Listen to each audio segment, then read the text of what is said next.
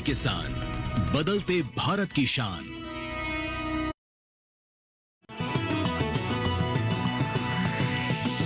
DD किसान, बदलते भारत की शान।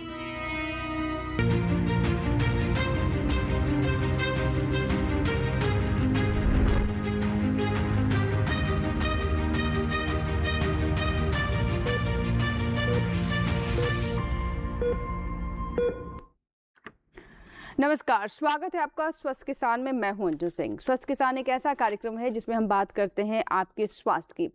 हमारा मकसद ये है कि हमारे देश के सभी नागरिक स्वस्थ रहें, चाहे वो शहर के हों या फिर गांव के हों। और ऐसे में ये बहुत आवश्यक है कि वो जागरूक रहे, उन तक सही और उचित जानकारी पहुँचती रहे। और यही हमारा प्रयास भी रहता है इस मंच के माध्यम से। तो आज हम किस विषय पर बात करेंगे, सबसे पहले आपको ये बता दें। जी हाँ, आज हम बात करने वाले हैं टीबी के बारे में और क्यों ये बहुत ज़रूरी है कि इसको लेकर अभी भी हम जागरूक रहें। हालांकि सरकार की तरफ से कई प्रयास किए गए, लेकिन अभी भी इससे जुड़ी कई भ्रांतियां हैं। कई लोगों की ऐसी सोच है जिसके चलते पूरी तरीके से जो कामयाबी मिलनी चाहिए थी शायद अभी वो नहीं मिल पाई है। लेकिन आपको अपने स्तर पर क्या करना है, कैसे जागरूक रहना है, टीबी के लक्षण क्या हैं, उपचार क्या है और कहाँ हमसे चूक हो जाती है, ये तमाम बातें आज के कार्यक्रम में आप तक हम पहुँचाने का प्रयास करेंगे। और इसमें मदद करेंगे हमारे ख़ास मेहमान जो कि स्टूडियो में मौजूद हैं। अगर आपके कोई सवाल हैं तो आप हमें व्हाट्सएप कर सकते हैं, ईमेल कर सकते हैं, कॉल कर सकते हैं। लेकिन सबसे पहले नज़र आज के विषय पर। तो जैसा कि मैंने बताया, टीबी कारण, लक्षण और उपचार, इसी पर आज हम बात करेंगे। और अगर आप अपने सवाल हम तक पहुंचाना चाहते हैं तो आप हमें हमारे टोल फ्री नंबर पर कॉल कर सकते हैं। आप हमारा टोल फ्री नंबर नोट कर लें, 1800-113060। दूसरा नंबर है 1800-113061। टोल फ्री, यानी इस पर आपका कोई शुल्क नहीं लगेगा। इसके साथ ही आप हमें ईमेल भी कर सकते हैं। आपको हमारा ईमेल आईडी भी पता है, इस पर भी आप हमें ईमेल करें और चाहे आपकी कॉल हो या फिर आपका ईमेल हो, तुरंत लाइव कार्यक्रम में शामिल किया जाएगा। तो आप हमारा ईमेल आईडी भी नोट करें, स्वस्थ किसान लाइव दे सकते हैं आप। स्क्रीन पर हमने आपके लिए फ्लैश किया, यहाँ से आप नोट कर लें और आप हमें अपने सवाल हम तक पहुँचाने का कोशिश करें। आप हम तक पहुँचा सकते हैं अपने सवाल स्वस्थ किसान लाइव 2024@gmail.com, जो कि हम आपके लिए स्क्रीन पर अभी फ्लैश भी कर रहे हैं। तो चाहे हमारा टोल फ्री नंबर हो या फिर हमारा ईमेल आईडी हो, ये सभी आपके लिए अगले घंटे तक उपलब्ध है। इस पर आप अपने सवाल भेजिए जिन्हें हम लाइव कार्यक्रम में शामिल करेंगे। और इस विषय को और विस्तार से और गहराई से समझने में हमें मदद करने वाले हैं 3 बहुत ही ख़ास मेहमान जो कि हमारे साथ स्टूडियो में मौजूद हैं। आइए उनसे आपको मुलाकात करवा दें। हमारे साथ डॉक्टर मनमोहन पुरी जी हैं। सर, बहुत बहुत स्वागत है आपका कार्यक्रम में। आप वरिष्ठ सलाहकार हैं राष्ट्रीय तपेदिक और श्वसन रोग संस्थान दिल्ली में।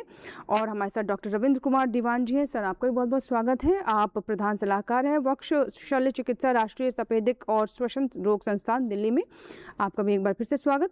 और डॉक्टर प्रणव ईश जी हैं, एसोसिएट प्रोफेसर पल्मोनरी मेडिसिन विभाग, सफदरजंग अस्पताल दिल्ली से। आपका भी बहुत बहुत स्वागत है सर। तो तीनों बहुत ही खास मेहमान हैं ताकि आज के विषय को और गहराई से समझें और हमारे जो दर्शक हैं, हमारे किसान हैं, ग्रामीण परिवेश में रहने वाले हमारे नागरिक हैं, वो भी अपने स्वास्थ्य को लेकर सजग रहें। आगे बढ़े उससे पहले एक रिपोर्ट हमने आपके लिए तैयार की है, उस पर डालते हैं नजर।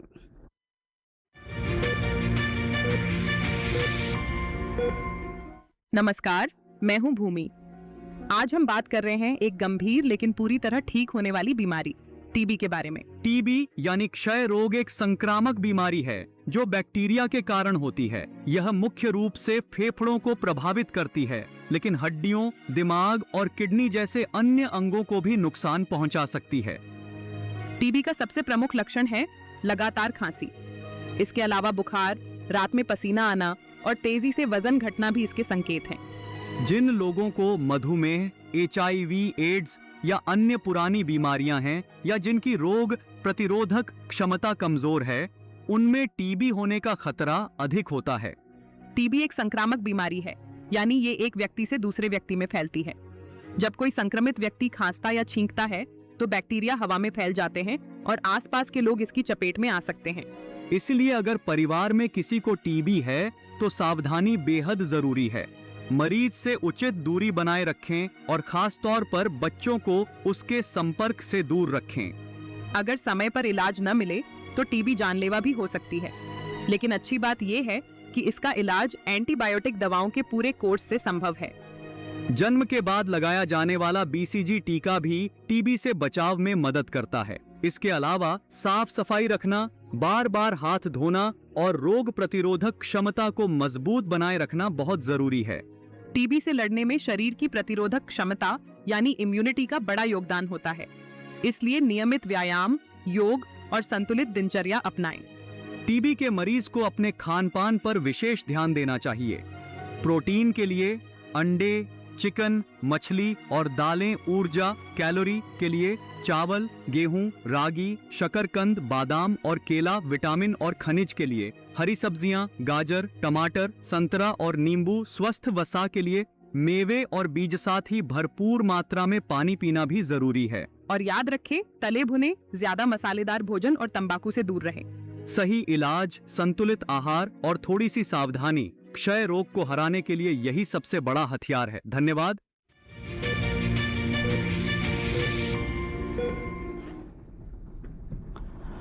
तो अभी आपने रिपोर्ट देखी और रिपोर्ट में बहुत सारी बातें हमने आप तक पहुंचाने का प्रयास किया। अब इनको और डिटेल से हम अपनी चर्चा में शामिल करते हैं। सबसे पहले मनमोहन जी, मैं आपसे जानना चाहूँगी, हमने काफ़ी प्रयास किए, कई प्रोग्राम्स भी चलाए, लेकिन टीबी आज भी एक बड़ी स्वास्थ्य समस्या, एक चुनौती बनी हुई। क्या वजह है इसके पीछे? देखिए, टीबी एक ऐसी बीमारी है जो एक कीटाणु से होती है और वो कीटाणु हवा में टीबी के रोगी के खांसने से आता है। और जब वो किसी ऐसे व्यक्ति में चला जाता है जिसको कभी टीबी का कीटाणु उसके अंदर नहीं गया, जैसे बच्चे के जन्म के बाद हम बीसीजी का टीका लगा देते हैं, उससे प्रोटेक्शन तो होती है, मगर ये कीटाणु कभी भी हमारे अंदर जा सकता है क्योंकि ये दिखाई नहीं देता। और जो लोग खांसते हैं वो मुंह के ऊपर कपड़ा नहीं रखते, हाथ नहीं रखते, तो वो वायु में आता रहता है और बार बार अंदर जा सकता है। तो जब ये अंदर जाता है तो ये हमारे शरीर में जाकर बीमारी करने की कोशिश करता है, मगर हमारी जो रोग प्रतिरोधक शक्ति है वो उससे निपटती है और बीमारी नहीं होने देती। मगर होता ये है कि वो कीटाणु अंदर रह जाता है, एक ऐसा जो कि एक काबू में आ जाता है और डोरमेंट सा हो जाता है। और जब भी हमारी कभी भी आगे चलकर जीवन में रोग प्रतिरोधक शक्ति कमज़ोर होती है तो ये टीबी का कीटाणु दोबारा से एक्टिव हो जाता है और ये मल्टीप्लाई करने लगता है और बीमारी कर सकता है।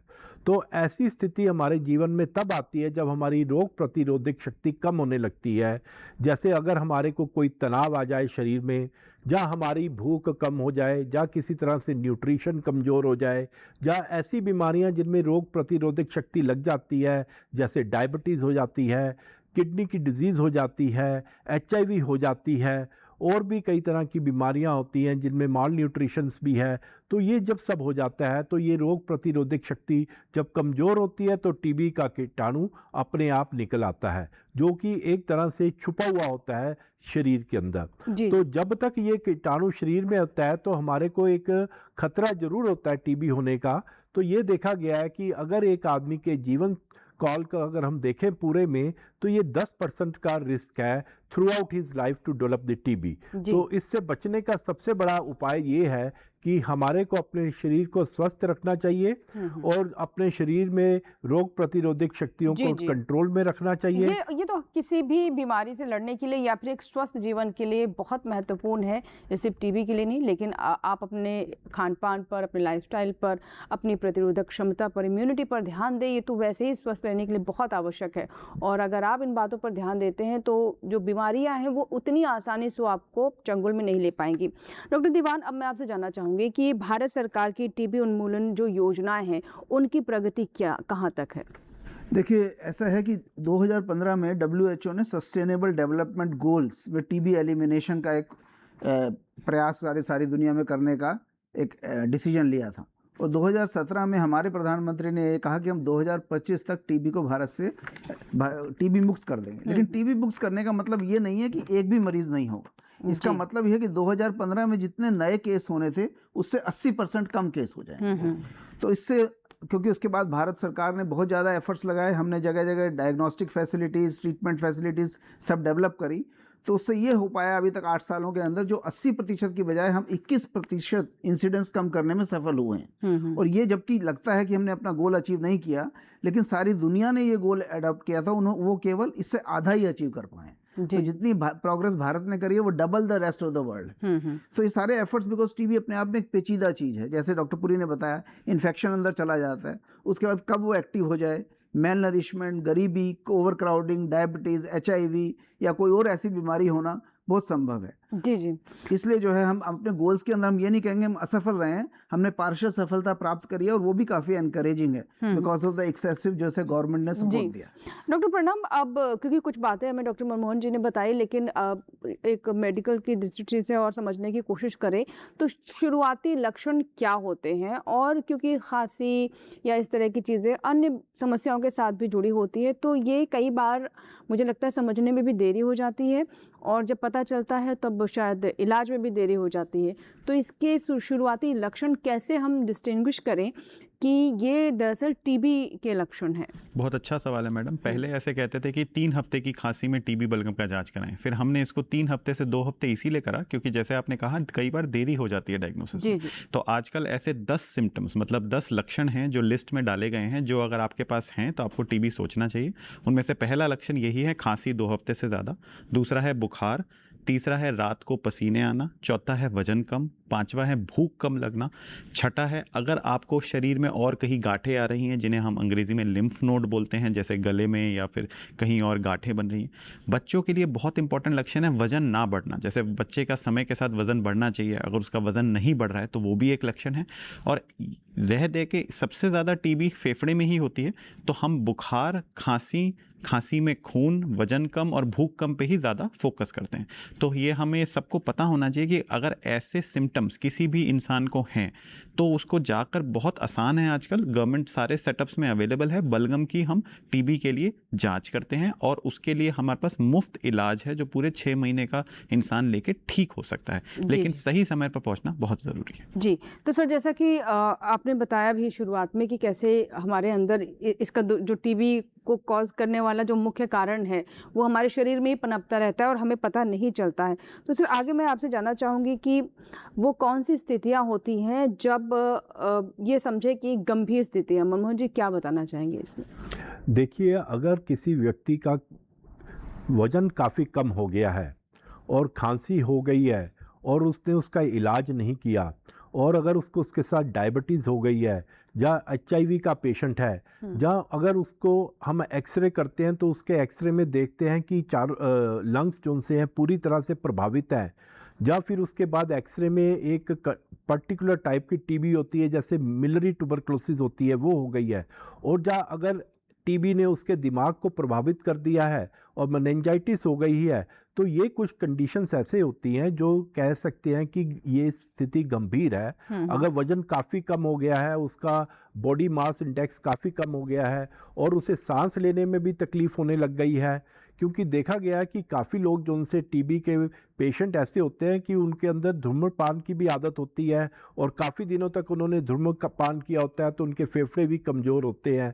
और कई लोग ऐसे हैं जो मद्यपान भी करते हैं और उसके कारण भी उनको कमजोरी काफ़ी आ जाती है, और दोनों चीज़ें साथ साथ हो जाती हैं। तो टीबी के साथ अगर कोमॉर्बिडिटीज़ हो तो कंडीशंस थोड़ी सी गंभीर हो जाती है। तो इसलिए ये है कि हमारे को देखना है कि टीबी के रोगी को टीबी के साथ और दूसरी कोई बीमारियां तो नहीं है, और उसके अकॉर्डिंगली हमें उनका इलाज करना होता है। जी डॉक्टर दीवान, एक चीज़ मैं यहाँ पर समझना चाहूँगी कि जैसे प्रणव जी ने बताया कि कई बार क्या होता है कि देर हो जाती है इलाज में, लेकिन अगर देरी हो गई, हालांकि बहुत हम जागरूक करने का प्रयास कर रहे हैं, बहुत प्रोग्राम्स चलाए जा रहे हैं, और तब भी पेशेंट नहीं समझ पाया और इलाज मेडिकल टर्म्स में हम कहें कि देरी हो गई, तो उस वक्त ये स्थिति कहाँ तक पहुँच सकती है, कितनी गंभीर हो सकती है, और क्या इसके कोई स्टेजेस भी हैं? देखिए, टीबी गंभीर समस्या तो है, पर जैसे हमने 2 हफ्ते तो प्रोग्राम में रखा हुआ है, पर इवन 1-1.5 महीने तक का डायग्नोसिस में देरी हो जाए तो उसको हम बहुत देरी नहीं मानते हैं, और मरीज का तब भी पूरा इलाज संभव है।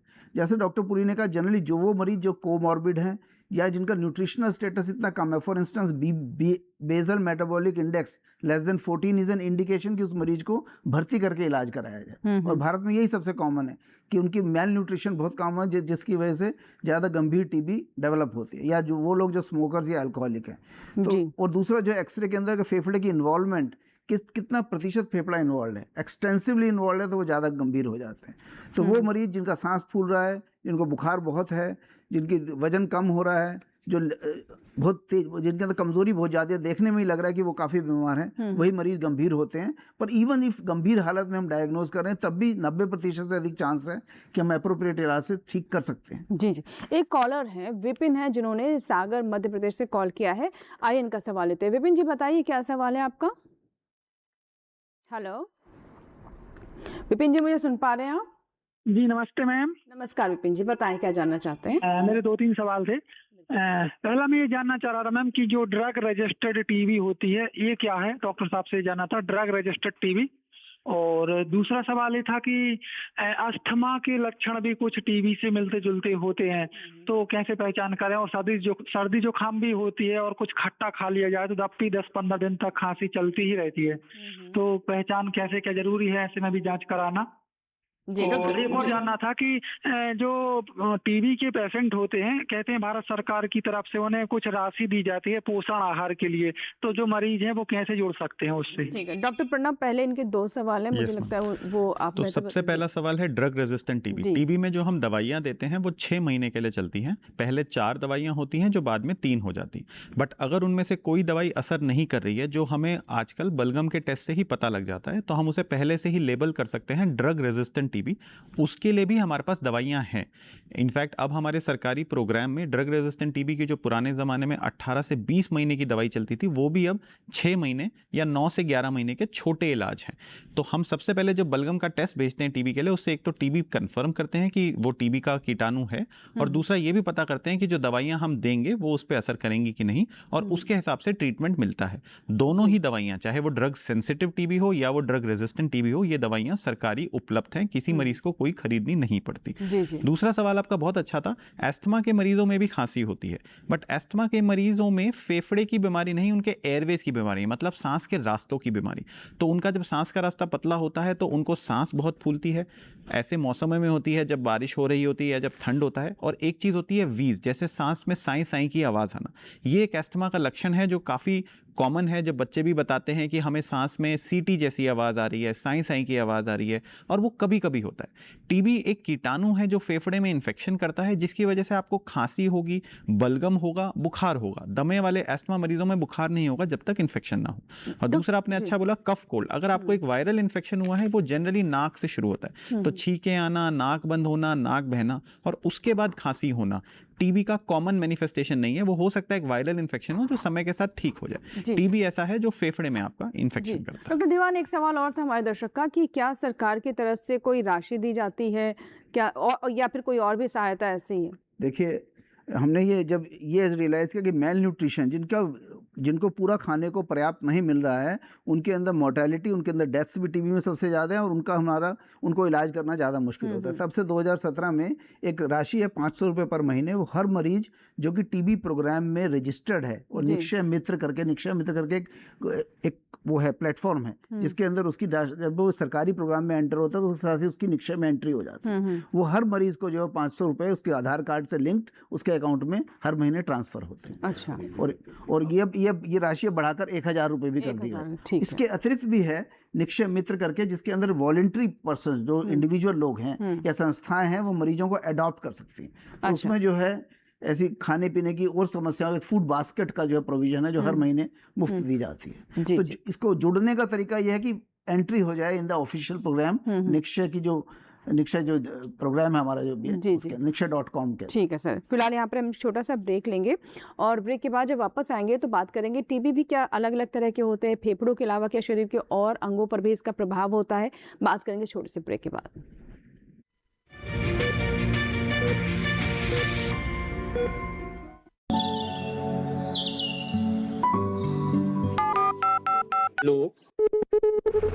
कार्यक्रम के पहले कॉलर जुड़ के हम इस बीच हमारे पास कुछ ईमेल्स भी आए। सवाल पूछिए अपना। में जो मकान पैदा करेंगे, इनमें कौन सी सावधानी बरतें? गर्म इलाकों के लिए आप HRM 99 इनसे आप कुछ फल ले सकते हैं। जैस्मीन के पेड़ पे जैस्मीन उसको पूरी खुली धूप चाहिए। फसल में कीट लगा हो या कोई बीमारी, पशुपालन में हो कोई दिक्कत, या चाहिए कोई जानकारी, फोन उठाइए, नंबर मिलाइए और कहें हेलो किसान।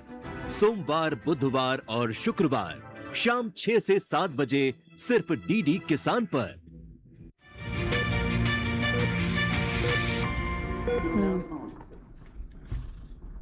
ब्रेक के बाद एक बार फिर आपका स्वागत है। आप देख रहे हैं स्वस्थ किसान और आज हम बात कर रहे हैं टीबी के ऊपर। क्या है इसके लक्षण, कारण क्या है और क्या है इसका उपचार, इस पर हम बात कर रहे हैं।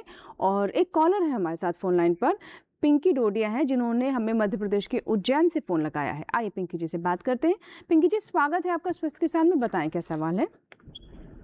वो मैं पूछ रही थी कि मेरे पापा को टीबी का बताया है और उनको डायबिटीज भी है। हेलो जी, हाँ पिंकी जी, हम सुन रहे हैं। आपके पिताजी को टीबी बताया गया और डायबिटीज भी है उन्हें। क्या समस्या आ रही है? डायबिटीज भी है, पर वो यार टीबी की दवाइयाँ खाते हैं ना, तो उनको बहुत जलन होती है पेट में। जी डॉक्टर प्रणव, क्या वजह हो सकती है? तो सबसे पहली बात तो डायबिटीज़ एक बीमारी है जिससे टीबी होने की चांस बढ़ जाती हैं और उससे रिकवरी भी अफेक्ट होती है। तो आपकी जो डायबिटीज़ की बीमारी की जो दवाइयां हैं, चाहे वो मुंह से खाने वाली गोली हो या इंसुलिन इंजेक्शन हो, वो आपके डॉक्टर की सलाह पे आप टाइमली लीजिए। शुगर अगर आपका कंट्रोल रहेगा तो टीबी जल्दी ठीक होगी। दूसरी बात, जो टीबी की दवाइयाँ हैं वो चार गोलियाँ खानी होती है, सुबह खाली पेट खानी होती है, तो उससे पेट में जलन होती है। उसके लिए हम जलन कम करने वाली गोली, जो एंटासिड गोली होती है, वो भी दे सकते हैं। बट हमें ये ध्यान रखना होता है कि वो गोली और टीबी की गोली साथ में ना दें। वो आपके डॉक्टर एडवाइस कर देंगे। हम उसको एक गैस की गोली जैसे बोलते हैं, रात को लेके सो सकते हैं और सुबह खाली पेट टीबी की दवाई ले सकते हैं। इसमें सबसे इंपॉर्टेंट है आप पोषण पे ध्यान रखेंगे। डायबिटीज है, मैं मानता हूं, तो आपको कम मीठा खाना देना है, बट आपको अपने रिश्तेदार की पोषण पे ध्यान देना है। तो एक अच्छा प्रोटीन डाइट, एक अच्छा हेल्दी डाइट जिसमें विटामिन मिनरल्स भी हों, वो भी लेंगे। समय के साथ टीबी की दवाई आपको धीरे धीरे मतलब सूट करने लगेगी। शुरू में जलन की दिक्कत आती है, लेकिन आपको दवाई बीच में बंद नहीं करनी है। पूरा 6 महीने का इलाज करना है, उससे आपके मरीज बिल्कुल ठीक हो जाएंगे। जी डॉक्टर मनमोहन, अब मैं इससे जानना चाहूँगी कि जैसे हमारी दर्शक भी थी, उन्होंने भी अपने पिताजी को लेकर काफ़ी चिंतित दिखाई दी। और अक्सर हम देखते हैं कि जब टीबी की बात होती है तो लोगों के मन में ये रहता है कि और मैं तो कहूँगी सिनेमा में भी इसके पीछे बहुत बड़ी वजह है कि दिखाते जिसको टीबी हो गया उसका जीवन लंबा नहीं चलता है। क्या टीबी पूरी तरीके से ठीक हो सकता है? क्या इसमें रिलैप्स भी होता है? इस पर मैं बात करूँगी, लेकिन उससे पहले एक दर्शक हैं जिन्होंने कॉल किया हमें, नंदस्वरूप मिश्रा जी हैं, जिन्होंने बाराबंकी से कॉल किया, उत्तर प्रदेश के। नंदस्वरूप जी, बताइए क्या सवाल है आपका। हेलो जी बताएं, सवाल बताइए। हाँ नमस्ते मैडम, मेरा नाम नंदस्वरूप मिश्रा। मैं जानना ये चाहता हूँ कि चमकती हुई चीज चांदी नहीं हो सकती, तो क्या ऐसा सारी खांसी का टीबी होती है? दूसरी चीज, एक चीज मैं और जानना चाहता हूँ, जो हमारा उपचार का कार्यक्रम होता है, जैसे दवाएं हैं, मेरा खुराक है, सफाई है, आराम और व्यायाम है हमारा, इसके अलावा जो हमारी अवधि है, पोषण है, पोषण के साथ साथ जो दूरी है, जांच है, ये कितनी बहुत जरूरी है? डॉक्टर मनमोहन क्या बताना चाहेंगे? ये आपने बहुत अच्छा प्रश्न किया कि जो चीज़ चमकती है, हर चीज़ चांदी नहीं होती, उसी तरह से हर खांसी जोनसी है वो टीबी नहीं होती। जी। तो ये एक अच्छा है कि लोगों को पता लगे कि घबराएं नहीं कि खांसी हो गई है तो टीबी हो जाएगी। जैसे हमने इसमें डिस्कस भी किया है और बताया भी है कि खांसी कई कारणों से हो सकती है, टीबी उनमें से एक कारण है।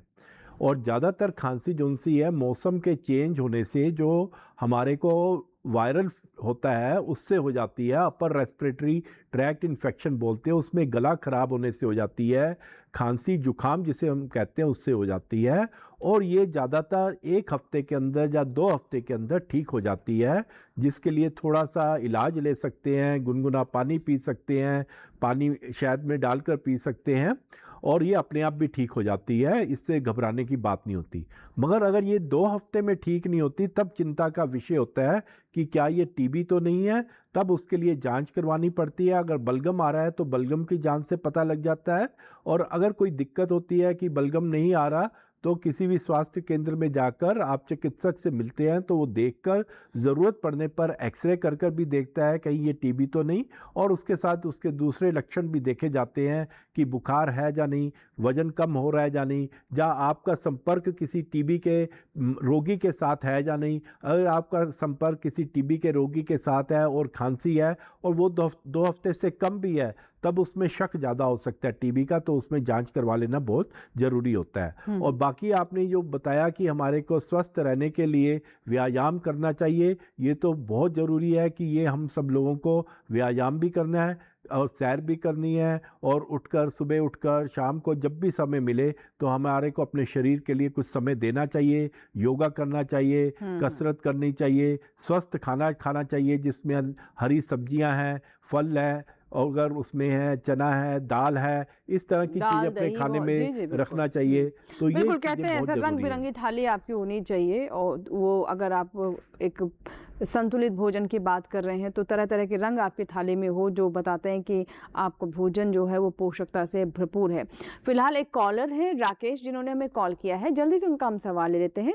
राकेश जी बताइए क्या सवाल है। जी डॉक्टर साहब को मेरा नमस्कार। और मेरा एक सवाल ये है कि जिनको टीबी की शिकायत है लेकिन उनका एक ट्रीटमेंट चल रहा है नशा मुक्त केंद्र में, कई बार जो है नशा भी छोड़ना चाहते हैं और उनको टीबी में, तो उनको कैसे देखा जा सकता है, मेरा ये सवाल है। समझ पा रहे हैं डॉक्टर देवांग? हाँ ठीक से मुझे भी समझ नहीं आया। राकेश जी एक बार फिर से सवाल बताइए अपना। जैसे कि जिनको टीबी है लेकिन वो उनका इलाज जो है नशा मुक्त केंद्र में भी चलता है, तो वो दो उपचार कैसे किया जा सकता है, क्योंकि वो नशे की हालत में नशा भी छोड़ना चाहते हैं, नशा भी करते हैं वो लोग। जी ये बहुत कॉम्प्लेक्स भी है, कॉम्प्लेक्सिटी है। नशे के साथ जो है टीबी होने का चांस भी बढ़ जाता है और टीबी को ठीक होने के अंदर भी और ज़्यादा मुश्किल डिले हो जाता है। जी तो इसलिए दरअसल जैसे हम लोग अस्पताल में काम करते हैं, जो मरीज भर्ती होते हैं उनमें कई मरीज किसी ना किसी किस्म का नशा, चाहे वो सिंपल स्मोकिंग हो या शराब का नशा हो या कोई और सीरियस बीमारियों का नशा हो।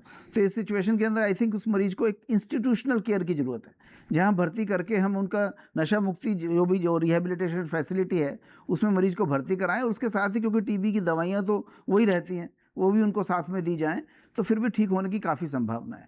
जी जी सर, अब मैं ये जानना चाहूँगी कि जैसे मैंने ब्रेक से पहले कहा था कि कई लोगों को ये लगता है कि टीबी हो गया मतलब कि अब इसको वो व्यक्ति उसकी मतलब सोसाइटी में समाज में भी वो बहुत ही महसूस करता हुआ दबा हुआ उसको लोग इग्नोर करते हैं। इस तरह की चीज़ें भी हमने देखी हैं। डॉक्टर प्रणब, मैं आपसे जानना चाहूँगी कि क्या टीबी पूरी तरीके से ठीक हो सकता है और वो कौन सी स्थिति होती है जब हम कहें कि हाँ ठीक है जानलेवा बन गई है?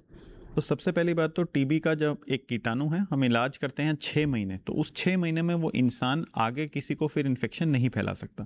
बल्कि ऐसा कहा जाता है कि 1 महीने भी अगर हमने सही से दवाई ले ली है तो हमारे बलगम में कीटाणु इतने कम हो जाते हैं कि हमारे खांसी पे हम दूसरे मरीजों को टीबी फिर नहीं फैला पाते। इस 6 महीने के इलाज के बाद वो इंसान नॉन इन्फेक्टिव है, मतलब वो आगे मरीजों को नहीं फैला रहा है। तो सोसाइटी को मेरे ख्याल से हम सबको as family, as friends, as neighbours हमें ये बात मान लेनी चाहिए कि वो बिल्कुल ठीक हो गया है और उसको हम नॉर्मल तरीके से ही ट्रीट करें। रही बात दोबारा होने की, अगर आपके जैसे पूरी सर ने शुरू में ही बताया था, आपके शरीर में कुछ टीबी के कीटाणु हमेशा रहेंगे। तो एक बार टीबी हो के ठीक हो जाने का ये मतलब नहीं है टीबी दोबारा नहीं हो सकती। टीबी दोबारा बिल्कुल हो सकती है। तो हमें अपने खान पान पे, हमें स्वास्थ्य पे ध्यान रखना है ताकि हमारी इम्यूनिटी मेंटेन रहे।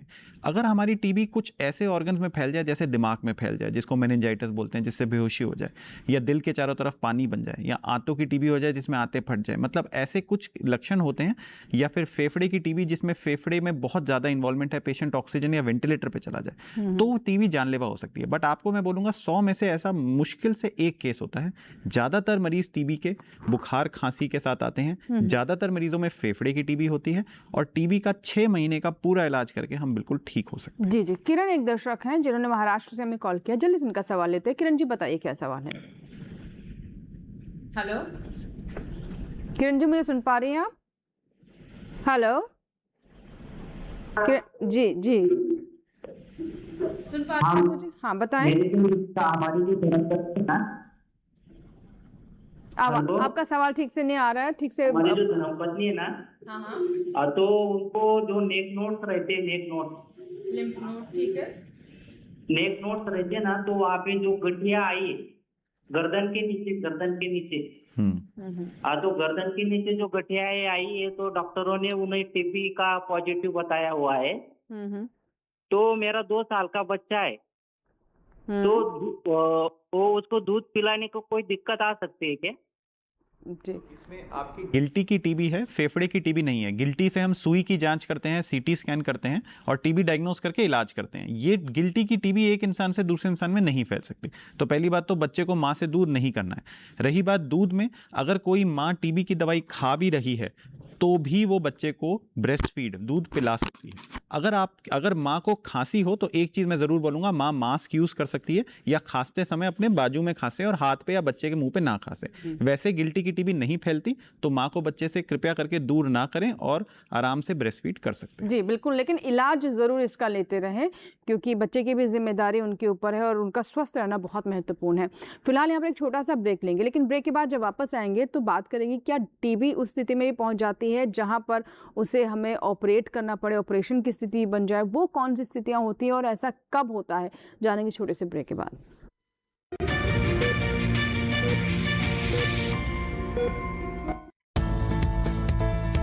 किस फसल की क्या है चाल, किस मंडी का क्या है हाल,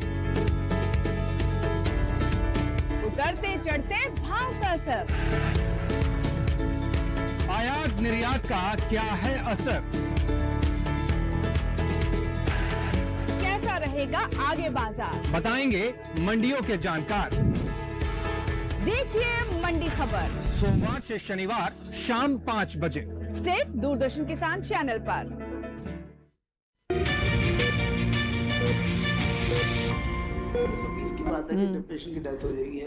चलिए ब्रेक के बाद एक बार फिर आपका स्वागत है। आप देख रहे हैं स्वस्थ किसान। आज हम बात कर रहे हैं टीबी की लक्षण, कारण और उपचार।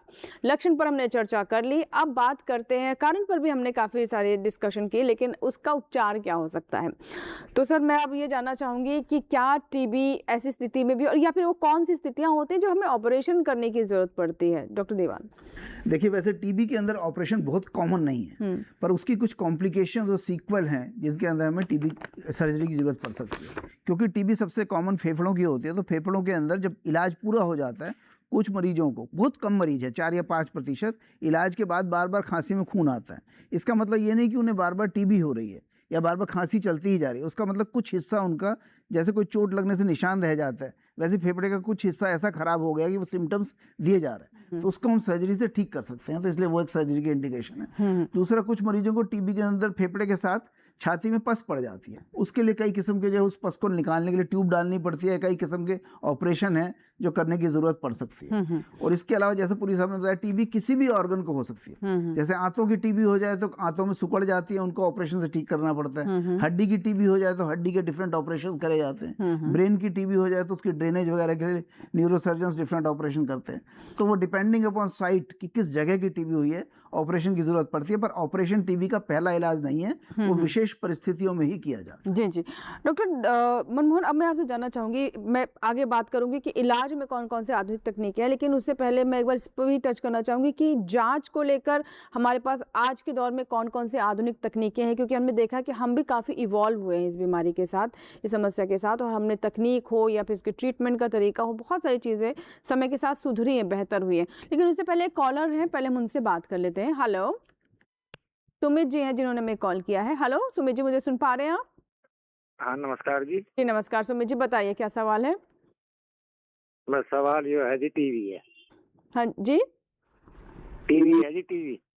आप तीन फेरी करवा लिया इलाज। टीबी किसको है? किसी को आपके परिवार में है, किसे है टीबी? नहीं जी, मुझे ही है।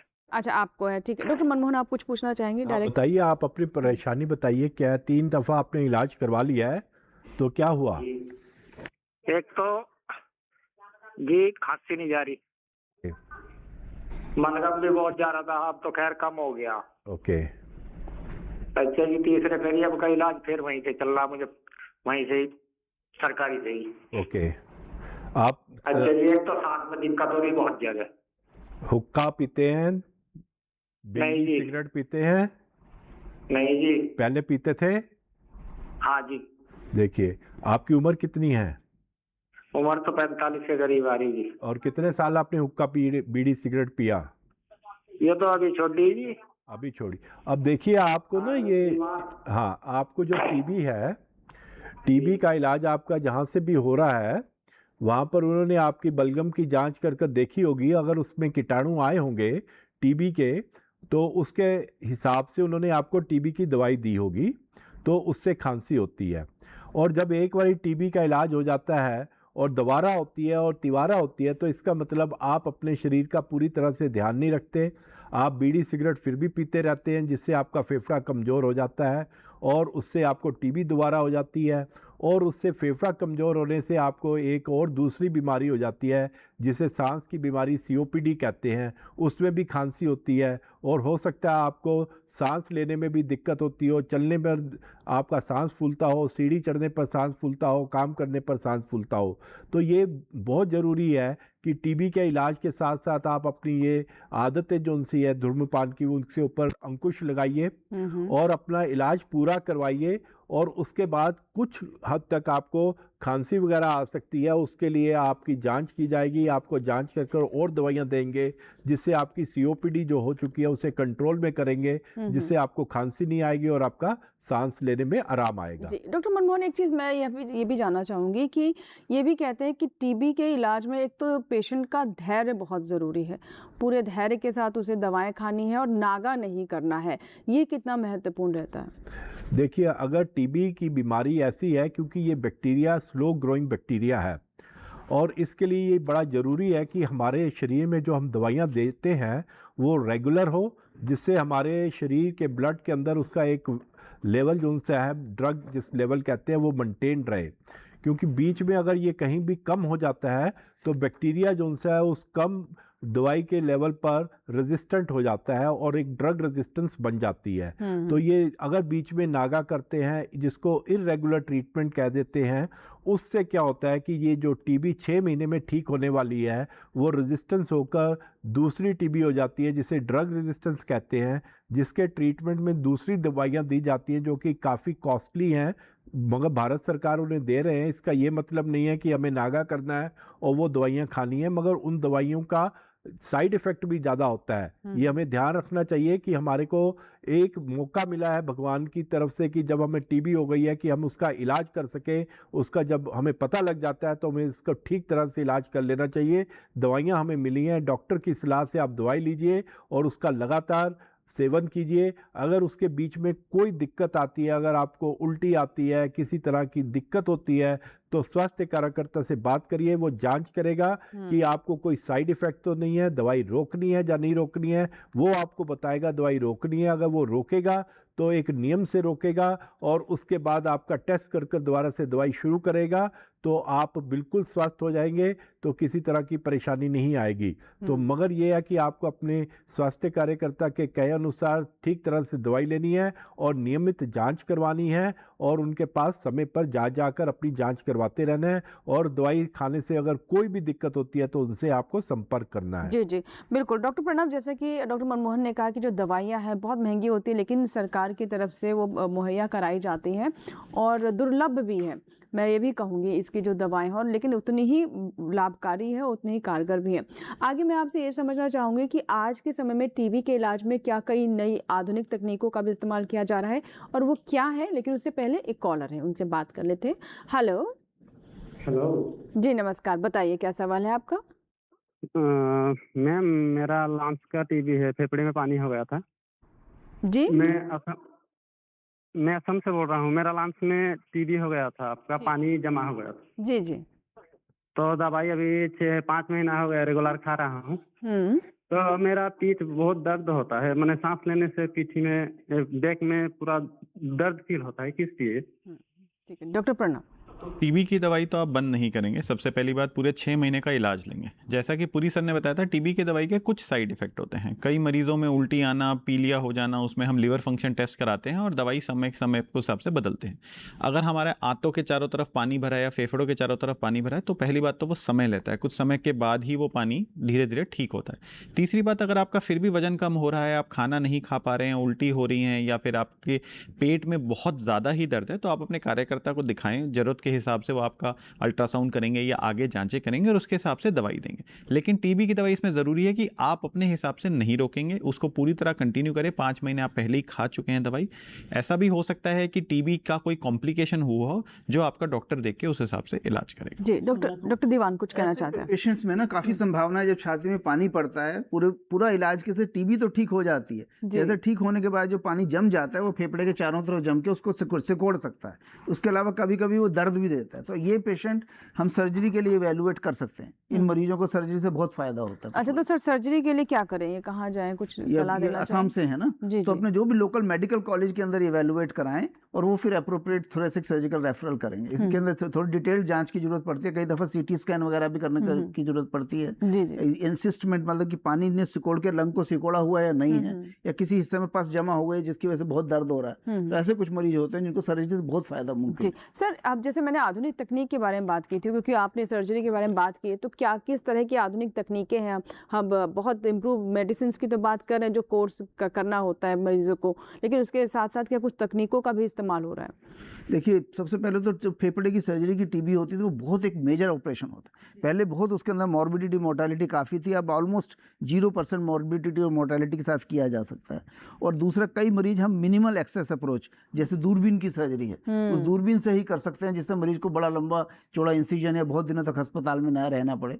और जैसा कि हमारे संस्थान में उपलब्ध है, कुछ मरीज रोबोटिक असिस्टेड सर्जरी के लिए भी सूटेबल होते हैं, जिससे उनका कम से कम ऑपरेशन हुआ, जैसे ऑपरेशन को हम बहुत बड़ी चीज़ समझते हैं, ऑपरेशन के बाद हमें जो है जल्दी ही छुट्टी भी हो जाती है और ज़्यादा पूरी तरह से ठीक होने की संभावना भी ज़्यादा हो गई है। तकनीकें डे बाय डे इम्प्रूव हो रही हैं और वो सर्जिकल एक्सपीरियंस भी मरीज का इतना, तो अब उतनी घबराने की जरूरत नहीं है। बिल्कुल सर, मतलब टीबी का जब हम डायग्नोसिस करते हैं, पहले हम बलगम में कीटाणु ढूंढते थे, आजकल हम उस कीटाणु की जेनेटिक मटेरियल ढूंढते हैं। तो उससे हमारे पास बहुत सेंसिटिव टेस्ट है जो 2 घंटे में रिपोर्ट दे देता है। दूसरी बात, हमें ये भी पता लग जाता है जो दवाइयाँ हम देने वाले हैं वो उस पर असर करेंगी कि नहीं, मतलब हम उसी हिसाब से अपनी दवाइयाँ भी उसी बलगम की जांच के हिसाब से बना सकते हैं। आजकल एक 100 डे कैंपेन जो शुरू करा है, उसमें जो एक्सरे लेते हैं उसमें हमने थोड़ा AI को भी इन्वॉल्व करा है, आर्टिफिशियल इंटेलिजेंस, जिसमें AI के माध्यम से उसको सिखा के कि एक्सरे में कैसे पकड़ना है टीबी, क्योंकि हम बहुत सारे एक्सरे एक साथ करते हैं, तो हम उसको भी इस्तेमाल करते हैं स्क्रीन करने में कि किसी के एक्सरे में कोई दिक्कत लग रही है तो उसको हम आगे बलगम की जांच करके टीबी डायग्नोस कर सकते हैं। जी, तो देखिए बहुत आधुनिक हो गया है इसका इलाज भी, और इसकी पहचान के लिए जो तकनीक का इस्तेमाल किया जा रहा है, अब उसमें AI का भी हम समावेश देख रहे हैं। एक कॉलर है, आइए पहले उनसे हम बात कर लेते हैं। दिल्ली के रानीखेड़ा से इन्होंने हमें कॉल किया है। हेलो, नमस्कार जी। नमस्कार जी, सतवीर जी बताइए। मेरा एक जानकारी ये लेनी थी कि जिस तरीके से हमारे जो गवर्नमेंट में डॉट सेंटर्स जो चलते हैं, उनमें जो मेडिसिन दी जाती हैं वो ऑलमोस्ट 3 इयर्स के लिए दी जाती हैं, 6 मंथ्स के लिए दी जाती हैं। तो क्या कोई ऐसा रिमूवल प्रोग्राम जैसे पहले मलेरिया के लिए चलाया गया था, या जो हमारी कॉलोनीज अनऑथराइज्ड लोकल साइट्स हैं उनके लिए गवर्नमेंट की कोई इस तरीके की एक तो प्लान है या नहीं है? दूसरा, कोई नई इस तरीके की जो शॉर्ट पीरियड के लिए वैक्सीन हैं, क्या वो डेवलप्ड हुई हैं, नहीं हुई हैं? तो गवर्नमेंट की तरफ से इस तरीके के हमारे क्या कदम उठाए जा रहे हैं? बहुत अच्छे सवाल है आपके। लोगों को अवेयरनेस नहीं है इस बात की। अवेयरनेस, जी, यही मकसद भी हमारा, यही हमारी कोशिश है। डॉक्टर दीवान क्या बताना चाहेंगे? देखिए, एक तो ये है कि प्रोग्राम के अंदर काफ़ी इंटेंसिव एफर्ट है, हर जगह डॉट सेंटर हैं और बाकायदा उनके एड्रेस वगैरह अवेलेबल है जहां मरीज जाके अपनी जांच करा सकता है और वो प्रोग्राम में एंटर हो सकता है। तो ये प्रोग्राम नेशनल मलेरिया का इसलिए नहीं है क्योंकि मलेरिया दूसरे किस्म की बीमारी है, एक पैरासाइट से होती है और पूरी दवाई देकर ठीक करी जा सकती है। और इसकी टीबी की वैक्सीन की जहाँ तक बात है, पहले ही जिक्र हो चुका है, BCG वैक्सीन हर बच्चे को जन्म के समय दी जाती है, लेकिन वो पूरी तरह जिंदगी भर का प्रोटेक्शन नहीं देते, सिर्फ गंभीर बीमारियां चाइल्डहुड में उनको प्रिवेंट करते हैं। दूसरी नई किस्म की वैक्सीन पे बहुत शोध चल रही है, कम से कम 3 या 4 नई वैक्सीन हैं जो एडवांस फेज़ 1 या फेज़ 2 ट्रायल्स में चल रही हैं, लेकिन अभी तक उस पर पूरी सफलता प्राप्त नहीं हुई है। जब वो पूरी तरह से अवेलेबल हो जाएंगी तो सरकार का पूरा ऐसा निर्णय, ऐसा मतलब उनकी इंटेंशन है कि जितनी जल्दी से जल्दी वो वैक्सीन अवेलेबल हो जाएगी तो मास लेवल पे वो प्रोवाइड की जाएगी। और ज़्यादातर जो सोचा जा रहा है वो ये है कि 14 से 20 साल के बच्चे जब यंग एज में जहाँ पर टीबी होने की संभावना सबसे ज़्यादा रहती है, उन बच्चों को फिर से वैक्सीनेट करा जाए और टीबी का इंसिडेंस कम करा जाए। जी, मतलब vaccine is at the advance level of development. जी, शुरुआत से ही उस पर। जी डॉक्टर मनोहर, ये बताना चाहूँगा कि सतवीर जी ने कहा कि उनके यहाँ पर 6 महीने की दवाइयाँ मिलती हैं। ये जो दवाइयाँ मिल रही हैं ये भी तपेदिक उन्मूलन कार्यक्रम के अनुसार ही मिल रही है। इसमें नेशनल टीबी एलिमिनेशन प्रोग्राम है जो कंट्री में, पूरे कंट्री में लागू है और हर डिस्ट्रिक्ट में एक डिस्ट्रिक्ट ट्यूबरक्लोसिस ऑफिसर है और उसके अंडर ये सारे डॉट सेंटर्स हैं। ये डॉट सेंटर जो आप बता रही है, दवाएं सिर्फ यही सेंटर्स ही दे सकते हैं ना, और तो कोई मेरे ख्याल से दे भी नहीं सकता। हाँ, ये दवाइयाँ वहाँ पर गवर्नमेंट की तरफ से एक्सीलेंट क्वालिटी की, जिसको मैं कहता हूँ, वो दी जाती हैं। उसकी सारी जांच होकर ही दवाइयाँ वहाँ पर पहुँचती हैं। और यहाँ पर जो सेंटर है वहाँ पर ये बलगम की जांच भी फ्री होती है। तो हमारे को जिस किसी के ऊपर किसी को लगता है कि टीबी का शक है, उसकी मदद करनी है, तो हमें कहना चाहिए कि वो डॉट सेंटर पर जाए, वहाँ अपनी बलगम की जांच करवाए, और उनका एक्सरे भी फ्री होता है, सब चीज़ें फ्री होती हैं इन सेंटर्स में। और अगर टीबी की जांच निकल कर आ जाती है तो उसका इलाज भी होता है। फिर उनके घर के मेंबर्स, हाउस होल्ड को भी चेक किया जाता है। उनमें से अगर किसी को टीबी होती है तो लेटेंट टीबी इन्फेक्शन के लिए भी दवाइयाँ दी जाती हैं, और उनकी मदद के लिए, पोषण के लिए, पोषण प्रोग्राम के अंतर्गत उनको 1000 रुपये पर मंथ की हेल्प की जाती है। तो प्रोग्राम तो ये हमारा अच्छा चल रहा है। इसके बारे में आप सब लोगों को जानकारी दी है ताकि आप लोगों को बताइए, इसका फ़ायदा ज़्यादा से ज़्यादा लोगों तक पहुँचे। जी जी बिल्कुल। चलिए, इसी के साथ ही हम एक छोटा सा ब्रेक लेंगे, और ब्रेक के बाद जब वापस आएंगे तो बात करेंगे भय, डर और एक मानसिक तनाव से जो मरीज़ गुजरता है। आमतौर पर मैंने देखा है जो टीबी के मरीज़ होते हैं उनको साइकोलॉजिकल इश्यूज़ भी हो जाते हैं। तो इसको लेकर किस तरह का हमें और सुगम सामाजिक तंत्र भी बनाने की आवश्यकता है। जिस मरीज़ को टीबी है उसके साथ साथ उसके आसपास के लोग, उन्हें कितना समझदार होने की ज़रूरत है, इस पर बात करेंगे छोटे से ब्रेक के बाद।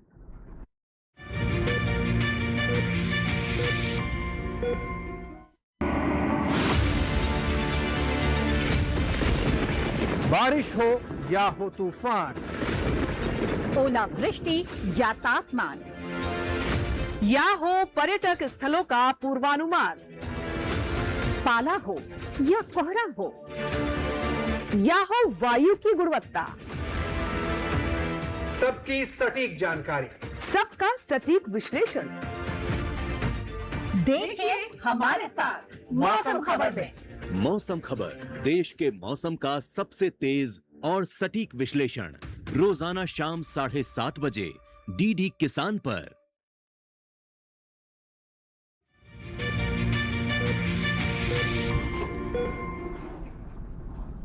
ब्रेक के बाद एक बार फिर आपका स्वागत है। एक दर्शक है हमारे साथ फोन लाइन पर, जल्दी से उनसे हम बात कर लेते हैं। हेलो हेलो हेलो मैम, नमस्कार जी। नमस्कार जी, जय सिंह जी, बताइए क्या समस्या है? जी मैम, मेरी मैडम को है ना लंच में मतलब पानी भर गया था पहले। ठीक है। तो जी, तो अब उस लंच से क्या है जी? हाँ, तो सर आप जवाब देना चाहेंगे? तो जी मैडम, तो मैडम उनके लंच में क्या पानी भर गया, तो हमने उसको पानी भी निकलवा दिया। तो आप उसमें क्या, इनको सांस लेने में बहुत तकलीफ होती है, इनको बहुत ज्यादा। अच्छा, सांस लेने की तकलीफ होती है। जी प्रणव जी, शायद तो सबसे पहली बात तो ये, फेफड़े के चारों तरफ पानी भरने के कई कारण होते हैं, जिसमें से हम बोलते हैं एक तो हार्ट फेलियर उम्र के साथ जो होता है, उसके अलावा और भी पेट से भी पानी आ जाता है, बट हाँ उसका एक कारण टीबी होता है। तो आप जो पानी निकलवाते हैं उस पानी की जांच करते हैं हम टीबी के लिए, और उसमें हमें टीबी का अगर कोई या तो कीटाणु मिल जाता है, या जो टेस्ट कराते हैं उसमें कुछ चीज़ें बड़ी हुई आती हैं जो टीबी की तरफ हमें डायग्नोसिस में हेल्प करती है, हम टीबी की दवा देते हैं। ऐसे में भी हम पूरे 6 महीने की दवा देते हैं, और दवा के साथ साथ धीरे धीरे पानी सूख जाता है। जैसा कि दीवान सर ने पहले भी बोला था, बहुत कम ऐसे मरीज होते हैं जिनमें वो परत मोटी हो जाती है, पानी पूरी तरह नहीं सूखता, और फिर आगे हम उनमें चेस्ट ट्यूब मतलब छाती से ट्यूब भी डाल सकते हैं, या सर्जरी की भी जरूरत पड़ सकती है। अब जो सांस फूलने वाली आप बात बता रहे हैं, जब फेफड़े के चारों तरफ पानी भरता है तो फेफड़ा सिकुड़ जाता है, फेफड़ा सांस में इस्तेमाल नहीं कर पा रहा है। तो जब दवाई देंगे धीरे धीरे पानी हटेगा, फेफड़ा फूलेगा, तो सांस में अपने आप ही सुधार आने लगेगा। इसमें सबसे जरूरी है आप टीबी की दवाई पूरी 6 महीने खाएं, और अपने डॉक्टर से समय पे मिलते रहें। वो एक्सरे अल्ट्रासाउंड से देखेंगे फेफड़ा कितना ठीक हो रहा है, पानी कितना कम हो रहा है, और उसके हिसाब से आपको आगे बताएं। जी बिल्कुल। अब मैं आती हूँ उस बात पर जिसके बारे में मैंने ब्रेक से पहले जिक्र किया था। मनमोहन जी, एक चीज़ हम ये भी देखते हैं कि टीबी की बीमारी को लेकर बहुत तरह की भ्रांतियाँ भी हैं, और हाल फिलहाल में जो कुछ मैंने बातें सुनी वो ये कि कोविड के बाद, क्योंकि कोविड बेसिकली उसका हमला हमारे लंग्स पर ही हुआ, कोविड के बाद इम्यूनिटी घट गई, जो चर्चाएं होती लोगों के बीच में, और उससे टीबी और हावी हो रहा है। तो ये कितनी सही है या फिर ऐसी भ्रांतियां हैं? मनमोहन नहीं, ऐसा कुछ नहीं है। कोविड के बाद जैसे जो कोविड ठीक हो गया है व्यक्ति, तो उसका 2-3 महीने में अपने आप ही स्वस्थ हो जाता है। टीबी का कीटाणु मैंने आपको पहले ही बताया हुआ है कि वो होता है, और कई बीमारियां हैं जिनकी वजह से वो हो जाता है। और अभी हमारे जो नए आए हैं आंकड़े आए हैं, उनके हिसाब से हमारी टीबी आगे से कम होती जा रही है। 21% हम लोगों ने टीबी का जो उनसा है प्रेवलेंस कम कर दिया है 2015 से। तो इसका मतलब हम टीबी को कंट्रोल कर पा रहे हैं। हमारे जो पेशेंट पहले क्या होता था कि सबको इलाज नहीं दे पाते थे क्योंकि वो हमारे सेंटर तक नहीं पहुंचते थे। अब हमारे टीबी के 95% लोग रोगी जो उनसे होते हैं उन सबको हमने टीबी का इलाज देते हैं, उनका नोटिफिकेशन आ रहा है। तो टीबी तो काफी कंट्रोल में आ गई है ये भी सिर्फ और आगे और कंट्रोल में आ जाएंगे, ये ऐसा नहीं है। डॉक्टर दीवान, मैं भ्रांतियों के बारे में बात कर रही हूँ, तो कुछ भ्रांतियाँ ये भी हैं कि जिस व्यक्ति को टीबी हो गई तो उसका तो जीवन खत्म हो गया, वो पहले की तरह अपना जीवन नहीं जी पाएगा। बहुत भेदभाव भी मैंने देखा है कि होता है। तो एक सामाजिक जिम्मेदारी के तौर पर आम लोगों को कितना इंक्लूसिव रहना चाहिए समाज हमारा, हर व्यक्ति को उसी नज़र से पूरा उसे सम्मान मिलना चाहिए। तो इसके लिए मैं चाहूँगी कि इस पर भी बताएं ताकि वो व्यक्ति अपने आप को अलग थलग ना महसूस करे, वो ये ना समझे कि ये आम लोगों से अलग हो गया और इसका जीवन सामान्य नहीं हो सकता। मेरे ख्याल ये बहुत महत्वपूर्ण टॉपिक है। Stigma related to TB is almost unnecessary. TB बिल्कुल एक नॉर्मल बीमारी की तरह से एक इन्फेक्शन है। हम जैसे ही दवाई देना शुरू करेंगे हफ्ते 2 हफ्ते के बाद तो मरीज दूसरों को इन्फेक्शन फैलाने लायक भी नहीं रहता। बिल्कुल, मैं इसलिए कह रही हूँ, देखा है मैंने कि लोगों की नौकरी चली जाती है, लोगों की शादियाँ टूट जाती हैं, शादियाँ होती नहीं अगर पता चल जाता है कि उसको कभी जीवन में टीबी था। तो वो सब बिल्कुल भ्रांतियों के ऊपर बेस्ड है एक्चुअली। हम और गवर्नमेंट के रूल्स के हिसाब से एक्चुअली टीबी के बेसिस पे किसी को नौकरी से निकालना गलत है, इलीगल है, क्योंकि 2-3 हफ्ते का रेस्ट की जरूरत है। उसके बाद वो दवाइयाँ खा के अपने काम पे भी पूरी तरह से जा सकता है, जैसे असर आ जाएगा और 6 महीने के बाद लगभग ठीक हो जाएगा। ये परिस्थिति की टीबी एक डेडली बीमारी है, हम इसके बारे में कुछ नहीं कर सकते। ये 1920 की बात है। 1940 के बाद से हमें बहुत बेहतर, कामयाब और इफेक्टिव दवाइयाँ अवेलेबल है। और अगर दवाइयाँ काम ना करें तो उसके बाद भी काफ़ी मेडिकल इश्यूज हैं जो हम कर सकते हैं। तो टीबी से घबराने की कोई बात नहीं है। और दरअसल हम टीबी चैंपियंस करके कॉन्सेप्ट है, इसमें जो लोग टीबी से ठीक हो चुके हैं वो दूसरे जो नए टीबी के मरीज हैं उनको सपोर्ट देते हैं साइकोलॉजिकल, कि डरने की कोई बात नहीं है। और हर जगह हमारे टीबी सेंटर्स में हमने टीबी चैंपियंस भी आइडेंटिफाई करे। आप मिले उनसे, समझें कि ऐसी कोई घबराने की बात नहीं है। ये चैलेंज है जिसको धैर्य से फेस कर रहे हैं, पर लेकिन ठीक हो सकता है। जी डॉक्टर प्रणव, समय की थोड़ी कमी है तो मैं अंत में आपसे जानना चाहूँगी कि जैसे मैंने ब्रेक से पहले कहा कि मानसिक तनाव, मानसिक समस्याएं भी ऐसे मरीजों के साथ हो जाती हैं, क्योंकि इसका इलाज धैर्य मांगता है और स्टेबिलिटी मांगता है और लंबे समय तक इलाज होता है। हालांकि ठीक हो जाता है, इसमें कोई दो राय नहीं, जैसे कि सर ने भी बताया, लेकिन कई हमने देखा कि मेंटल इश्यूज़ भी हो जाते हैं। उसके बारे में क्या कहना चाहेंगे? सबसे पहले मैं बोलूँगा आपको अपना ध्यान रखना है, आपको दवाई बंद नहीं करनी है, पूरे 6 महीने की दवा खानी है। बीच में आपको ज़रूर कभी कभी ऐसी फीलिंग आती है कि मेरी दवा बहुत लंबी चल रही है, हमें एंजाइटी, डिप्रेशन, नींद ना आना, बहुत सारी दिक्कतें होती है, बट मैं कहूँगा ये समय के साथ ठीक हो जाती हैं। जैसा सर ने बोला, टीबी चैंपियंस भी होते हैं। हम ऐसे मरीजों से जो पहले टीबी का इलाज ले चुके हैं या अपने डॉक्टर से भी इसकी सलाह ले सकते हैं। कुछ मरीजों में अगर एंजाइटी या डिप्रेशन सच में डेवलप हो रही है तो हम उसमें मानसिक रोग डॉक्टर से भी कंसल्ट करके दवाइयों की भी मदद ले सकते हैं, बट ज़्यादातर मरीजों में ऐसों की जरूरत नहीं पड़ती। आपको अपनी नींद, आपको अपना खान पान, आपको मैं तो कहूँगा अपनी पूरी जिंदगी जैसे जीते हैं वैसे ही जीनी है, बट टीबी की दवाई आपको पूरी लेनी है। जी चलिए, बहुत बहुत धन्यवाद सर, आप तीनों मेहमानों का स्टूडियो में आए और आज के विषय पर इतनी विस्तृत चर्चा की। हमें पूरी आशा है कि कुछ भ्रांतियां भी दूर हुई होंगी और हमारे दर्शकों को ये भी पता होगा कि हमारी सरकार किस स्तर पर काम कर रही है और कितना हम आधुनिक जो इलाज की ओर आगे बढ़ रहे हैं, और साथ ही जो इसकी दवाएँ हैं वो भी कितनी ज़्यादा इफेक्टिव है, कितनी कारगर है और कितनी बेहतरीन है। इस पर भी हम लगातार कार्य कर रहे हैं। और जैसा कि मैंने कहा कि हम भी टीबी के इलाज को लेकर निरंतर प्रयास करते रहे, हमारी सरकार प्रयास करती रहती है, मेडिकल साइंस में भी बदलाव आते हैं और उनका लाभ टीबी के इलाज में साफ तौर पर देखा जा सकता है। आंकड़े जो हैं वो लगातार घट रहे हैं, लेकिन बिल्कुल ख़त्म नहीं हुए। ये तभी हो पाएगा जब आप और हम इसको लेकर जागरूक रहेंगे, और हमें पूरी आशा है कि आज के कार्यक्रम को लेकर आप ज़रूर कुछ सोचेंगे, कुछ समझेंगे, और अगर आपके आसपास किसी व्यक्ति को टीबी है तो उसे समझाएं, अगर आपके परिवार में किसी को है तो उसे कार्यक्रम दिखाएं। अगर आप फिर से इस कार्यक्रम को देखना चाहते हैं तो आप हमें YouTube पर भी देख सकते हैं। उससे पहले आपको बता दूं कि अगर आप चाहते हैं कि हम कोई और विषय लेकर आएँ, स्वस्थ किसान में किसी और स्वास्थ्य संबंधी विषय पर चर्चा करें, तो आप हमें ईमेल कर सकते हैं। हमारा ईमेल आईडी आप नोट कर लें। हमारा ईमेल आईडी है swasthkisanlive2024@gmail.com। इस पर आप हमें ईमेल करें, अपनी राय हमें बताएं, या फिर किसी और विषय पर कुछ जानना चाहते हैं तो भी आप हमें बता सकते हैं। और जैसा कि मैंने कहा कि अगर आज के कार्यक्रम को आप फिर से देखना चाहते हैं तो अभी हम QR कोड आपको दिखाने वाले हैं। इसे तुरंत आप स्कैन करें, अपने मोबाइल फ़ोन से स्कैन कीजिए और आप हमारे यूट्यूब चैनल पर पहुंच जाएंगे, जिस पर आज का एपिसोड या फिर स्वस्थ किसान के पुराने एपिसोड्स भी आप देख सकते हैं। तो चलते चलते यही कहेंगे, स्वस्थ रहें, मंगल रहें और देश की प्रगति में अपना योगदान देते रहें। ये तभी संभव है जब आप अपने स्वास्थ्य का पूरा ख्याल रखेंगे। नमस्कार।